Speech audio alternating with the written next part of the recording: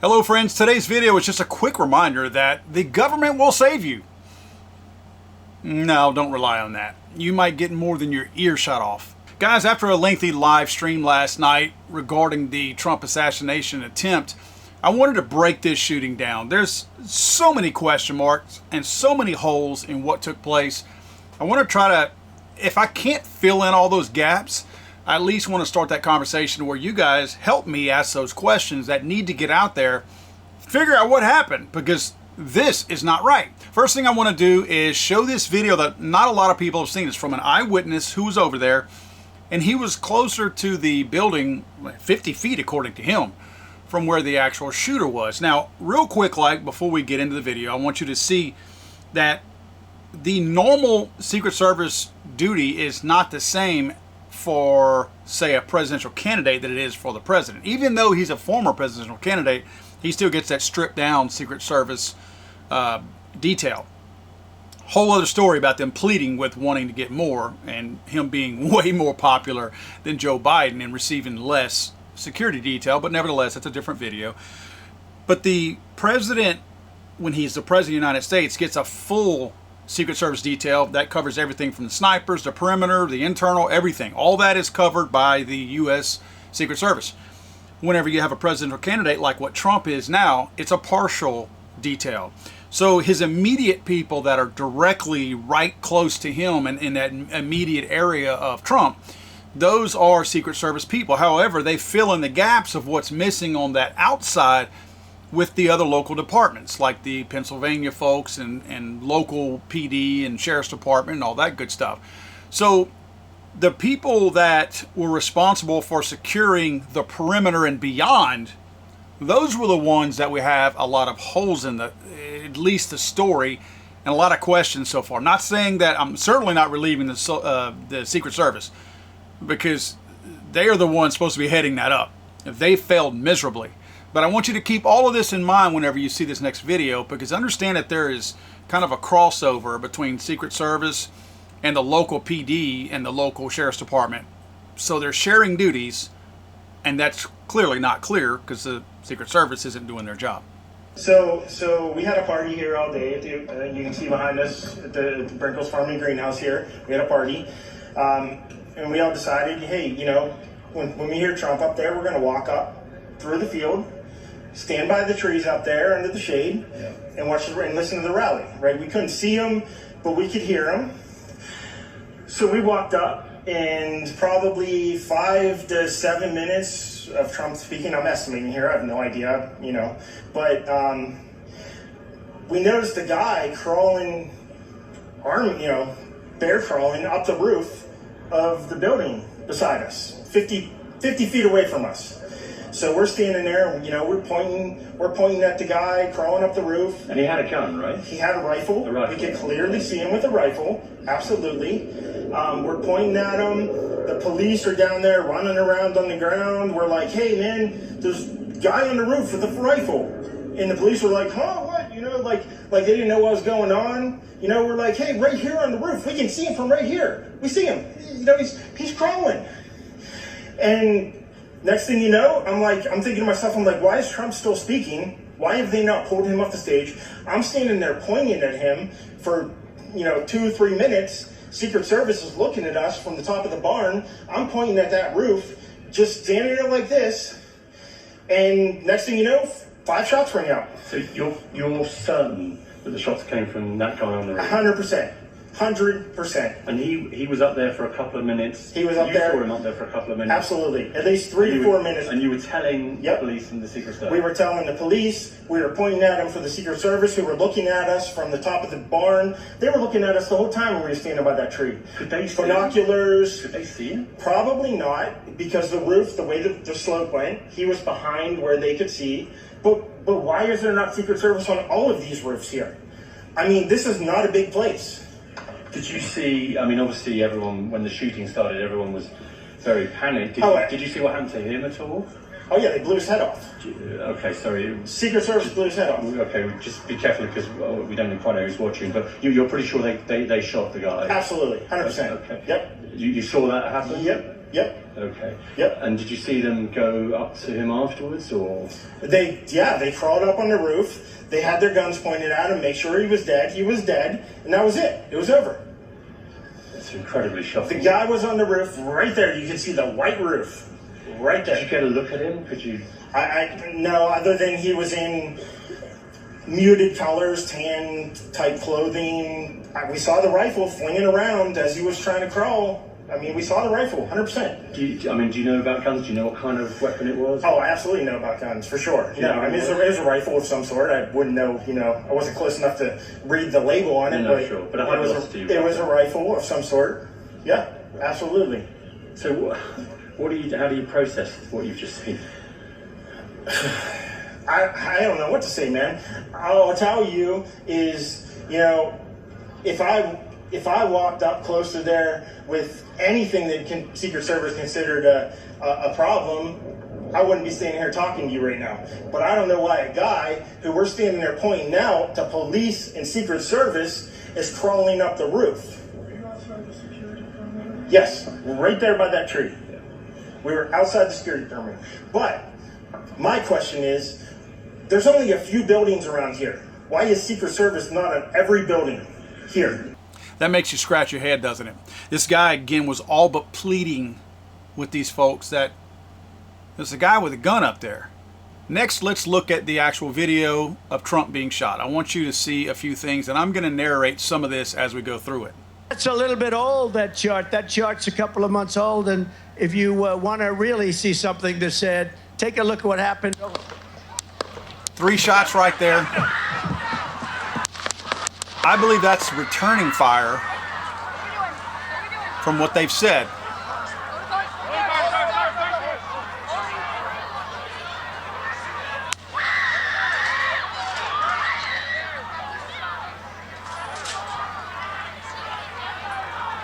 So Secret Service has him down. Move it spare. Hold. When you're ready. On you.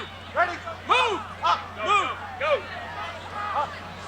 Hawkeye's here. Hawkeye's here. I don't know who that is. Get ready. We ready?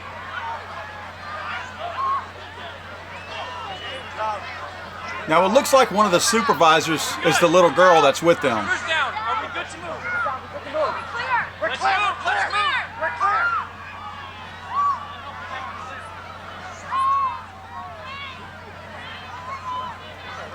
Come on.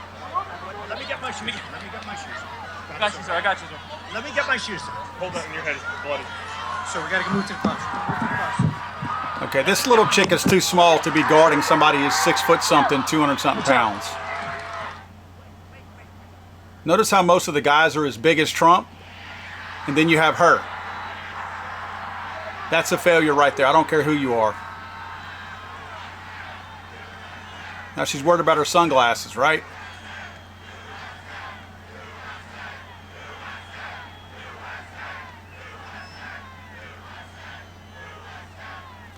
Personally, I don't think Trump should have stopped right there because I think that that's a dangerous move if you don't know that the threat is neutralized. However, I do think that was a massive sign of strength by him, so it's kind of a double-edged sword. I think it was positive that he did that to reinstill to everybody, I'm good, I'm fine, and we're strong, we're here to win. But on the other hand, it might have put some people in danger. And here's the chick trying to put her gun in a holster. Can't do it. Poorly trained. Why all the small women in a Secret Service detail? Look at them. There's 4 small women that I count right now.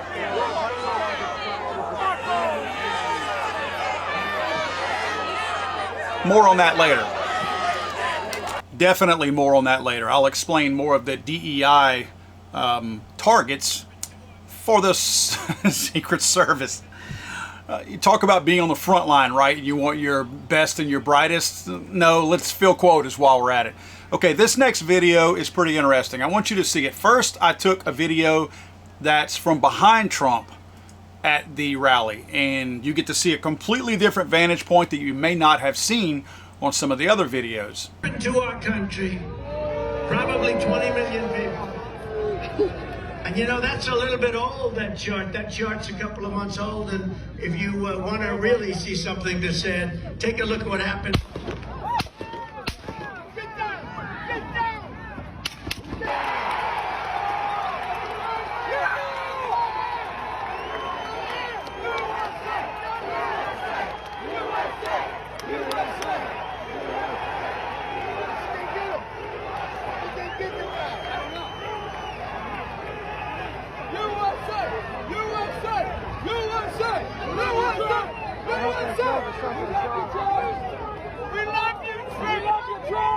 So now I have a really quick video to Trump's left that shows the snipers up on the barn who took out the killer, the shooter, who was across the way. Now this is a short one and it's a little bit busy, but you get the idea. You generally see what's going on. And you know, that's a little bit old, that chart. That chart's a couple of months old, and if you want to really see something that's said, take a look at what happened.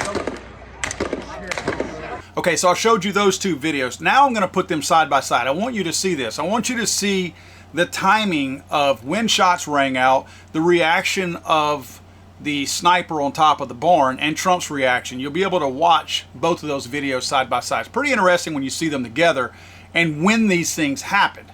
And you know, that's a little bit old, that chart. That chart's a couple of months old, and if you want to really see something that's said, take a look at what happened.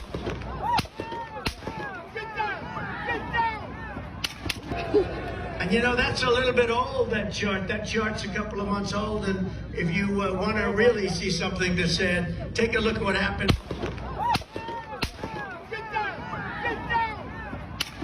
I mean, it almost looked like the sniper was trained on the other shooter across the way, and that it wasn't until that other shooter was firing his shots that this guy started shooting back at the guy. Now, granted, look, it's all adrenaline and everything like that, and you're questioning yourself. I'm sure they're thinking, I'm giving them the benefit of the doubt here. Is that one of our guys? Is that one of the good guys? Because remember at the beginning of the video where I mentioned that they share responsibilities, the Secret Service do also. This guy on top, the snipers on top, were Secret Service, by the way. That was not local PD or anything like that. That was Secret Service snipers. So those guys are part of the immediate detail of the Trump campaign. They're probably thinking, and I'm giving them the benefit of the doubt, is that a good guy? Now, they should already know this, because they should already know that everything was scouted out, and they should know that's one of their guys on that other building. Why? Because it makes perfect sense. That's called key terrain. When you have a place like this, when you look at the proximity of it to where the main person is that you're there to protect, who is Donald Trump, well, you've got all the other buildings covered. Like, you've got people on them, you've got people in them, in front of them, all around them. The next closest building literally is the one that this shooter was on. And you didn't clear it, and if you cleared it, you walked away from it after you cleared it. This guy had time to drive up there, likely came from the backside, put a ladder up, climb on top, position himself, and shoot Donald Trump. How, as a department, do you allow that to happen? It had to have been more than one guy go, hey, do we have that building covered over there? And I'm assuming nobody was in on it, right? You follow what I'm saying? I'm trying to be really trustworthy here and say this wasn't some kind of a plan or a scheme. I'm being as fair as I can right now. So if nobody was in on it, and if there wasn't some diabolical plot to let Trump get shot, no one said, we got somebody on that building over there? There wasn't like a secondary person that questioned that frontline supervisor and, hey man, do we have somebody over there? Because it's pretty obvious. I want to show you some other views. Now, what I did was I took a Google map view of the area. I want everybody to understand a vantage point of what we're all looking at here from different angles. So I took Google Maps and I took the street view of Google Maps and combined it with the overhead view so that you could see where everybody was during all this as best I can. You have to understand that street view is simply going to be taken from the street. So I'm looking as far as Google Maps would go with their street view and combining that with the overhead view so you can witness these different vantage points. So this is the area, just so you know when we start looking at it essentially. You can see where Trump was on the stage. Those three darker gray boxes around him, those obviously are the bleachers where a lot of the people were. And you see those three barns behind him. The barn to the far left, that's where the snipers were sitting on top of the roof. And of course you see where the approximate location of the alleged shooter on the roof. This is not an alleged shooter, he was a shooter. You can see where his location was. Now I'm going to show you on these maps where the douchebag shooter was, where the Trump stage was and Trump himself was, and of course where the snipers are. So this is my view, and of course I've marked it up a little bit just because I made some notes on my iPad so I could see everything and understand where everything was. You'll notice the red T down there. That's where Trump was. You'll notice just to the right of the red T, you'll see a yellow S. That's the sniper. The arrow pointing from the yellow S to the blue K is the path that the sniper shot went to shoot the actual killer. And the blue K, that's the killer. You see the arrow pointing at Trump. That was the path of his gun being shot. You'll notice the little blue X's that I have around there. I put green X's. I put green X's because they are going to correspond with the positions on the Google Maps view that I show you here in a second, or the street view. So what we're looking at right now, look at your bottom right-hand corner. You notice I circled a green X. Far bottom right corner, almost off the page. See a green X. This next shot is going to be roughly from that position on the ground. I'm showing you the overhead view now. This is the view from the ground. You see the word shooter kind of to your left. Well, that building right below the word shooter is where the shooter was. You'll notice in front of this little small building, or on top of it I should say, it says Trump in front of barn. Obviously Trump's not on this little building. He's in front of the barn that you see to the right over there that says sniper. And the sniper is on the building next to the one that you're looking at. So this is kind of a block view. I still wanted to show it because I wanted you to see roughly how far that shooter was, even looking all the way across the field from the furthest barn over to where the shooter's building was that he was resting on top of. So this next view, if you look to the far left, you're going to notice that I have a red circle around that green X. That's obviously a straight on shot looking right down the gut, and that's at the street that you're actually on right there. So if you look at this shot, again, that's the tan building to the far left where the shooter was on top. You see the barn in the middle there that the sniper was on top of, and then you see on the ground right there in between those three barns is where Trump's stage was and where he was standing. So this next one, of course, starts to get a little more interesting here as far as looking at placement. This next one, look at the very top, again, almost off the page, but I have a red circle around a green X. This is the view you're looking at there. Again, the lower portion of that tan building is where the shooter was on top. Notice that building has two different ceiling heights. The shooter was on the lower level height of that. And then of course you see the red barn, very plain as day. That's where the snipers were. This kind of really brings it all into focus a little bit, because now you see it really wasn't that far. And of course you see down in front of that red barn where Trump was. Now it gets interesting. So look at this one right here, far right hand corner up at the top. You see my green X with the red circle around it. Look at this one.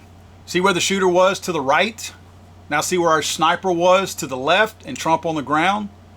So that shooter essentially was shooting in between those oak trees right there, and that sniper was returning fire in between two of those oak trees.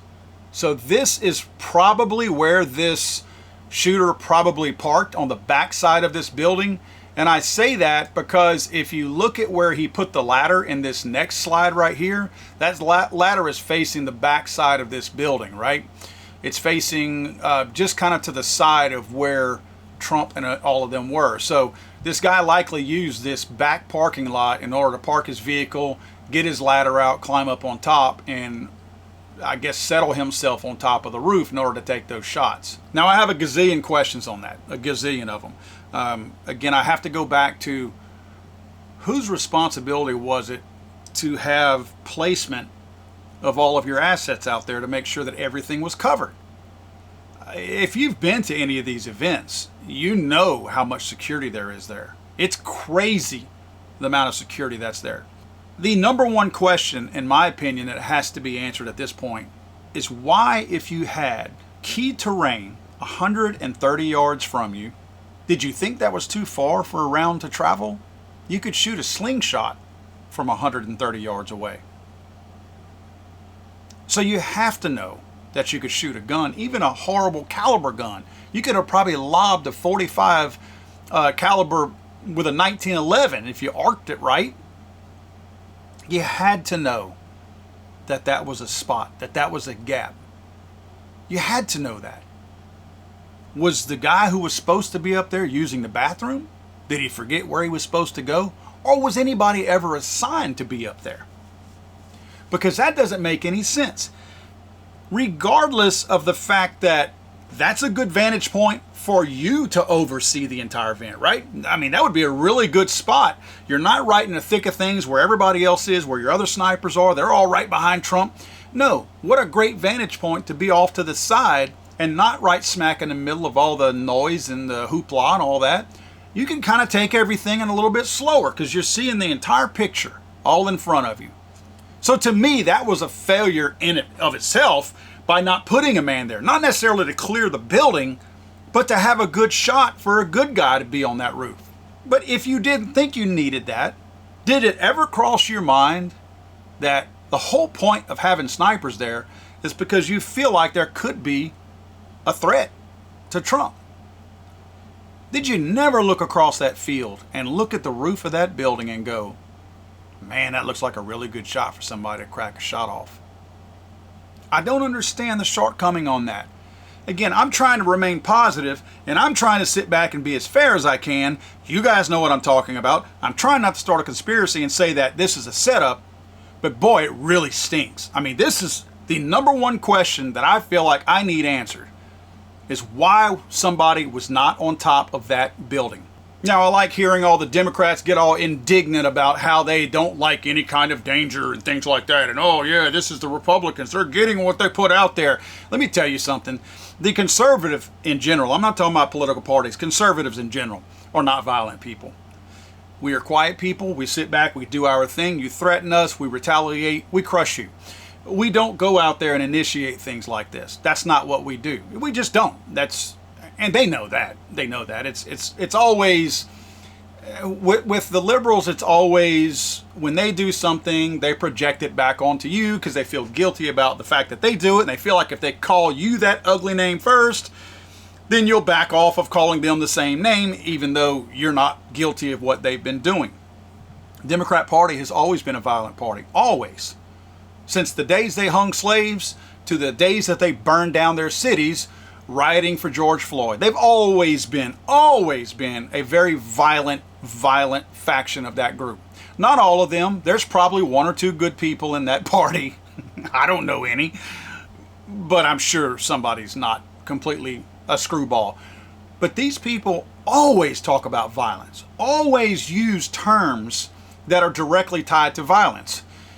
You want to see the vileness of one of their, not one, I'll show you several, but these are the ones that stuck out to me. Karen Pender, professor of teaching, I forget the school that she's in, but I'll make sure that I post that. She posted this. Damn, so close. Too bad. Well, we know what she's talking about. Then somebody posted, damn it, so close, and now he'll milk being a victim for more votes. I really wish the person had better aim. She responds, what a glorious day this could have been. You'll notice the blank screen to the right because Dr. Karen Pender has now deleted her account or at least closed it where you can't find it anymore. So she was really proud to go out there on X and talk about Donald Trump being killed and how happy she was that he could have been killed and sad that he wasn't. Quickly deleted her account and quickly deleted any evidence. She thought, didn't realize the internet was forever. Not a very good professor, I guess. I don't know what she's teaching, but she sucks at it. But this shows you how they think. They think that this kind of thought is okay. Their minds are that warped. They truly have a mental disorder. This lady's not right. For her to think that, she's simply not right. And to add to that, case manager and field director for Congressman Benny G. Thompson posted on her account, I don't condone violence, but please get you some shooting lessons so you don't miss next time. Oops, that wasn't me talking. Really? You thought that was okay to post? You really thought that was okay to post? Please name a time when something this violent has happened to a Democrat and you had conservatives that came out and cheered for it. You can't find that. You simply cannot find it. This is one of the most disgusting things I've ever seen. And on top of that, her boss, well, sometimes your leadership starts at the top and it trickles down and bleeds into your workers. Her boss man, Benny Thompson, Ranking Member Thompson, introduces legislation to ensure no Secret Service protection for convicted felons sentenced to prison. This came out in April 19, 2024, this year, only a couple of months ago. This was knowing that Trump was going to go through all these stupid little silly court proceedings and all that in New York and, of course, in Georgia. And this is with the premonition that somehow he was going to get convicted and be a felon, that he wanted to strip the man's Secret Service detail from him. Now, let me ask you a couple of questions. There's only two reasons why Representative Thompson would want to take Donald Trump's Secret Service detail from him. It's either one, that you were hoping to take his protection away, and that would deter him from wanting to run for office, so he would drop out, right? Now, don't agree yet, Congressman Thompson, because that's the better option. So you either wanted him to drop out, saying, I can't get protected, I got no protection now, so I got to drop out. I know that sounds sinister, sounds like voter tampering, sounds like tampering. It sounds like some kind of, I guess, plan by your party to tamper with the election. But that's the most innocent one. The other reason would be you don't want Donald Trump to have protection, and you do want him to be hurt, like what happened yesterday. So you got to pick a side, sonny boy.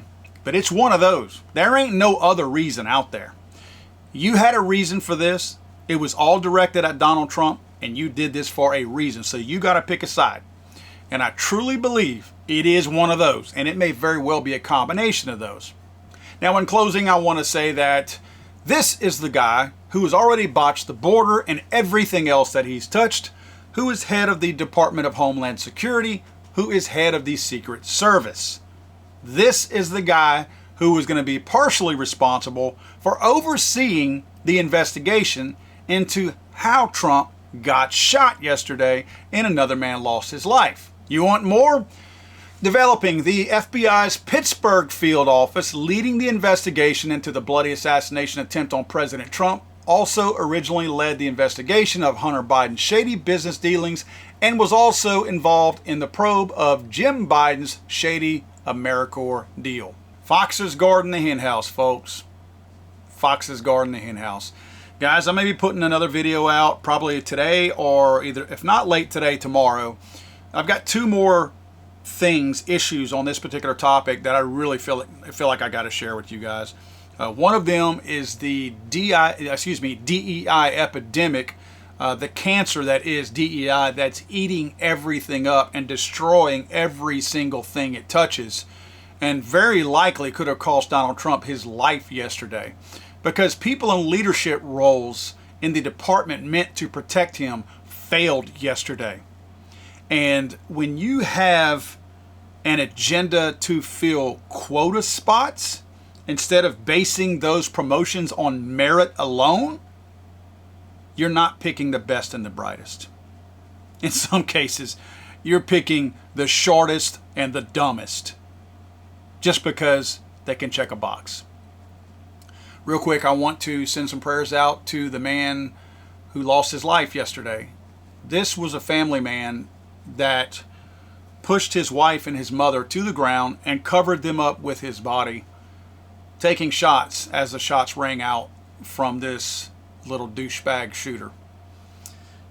This man died a true hero in every definition of the word, every angle of the word hero. This guy exemplified it yesterday. I'm not one of these kind of guys that tries to say that a person who does something like this was the greatest person in the world. I don't know anything about this guy. I just know he was a retired firefighter. But in his final hours, he was an absolute hero. So if he lived his life as good as he ended his own life when he ended it, or when he had it ended for him, he was probably a truly good man. And my heart goes out to his family to lose somebody in this type of event like that. God save the Queen, man. I'm sorry, I thought this was America.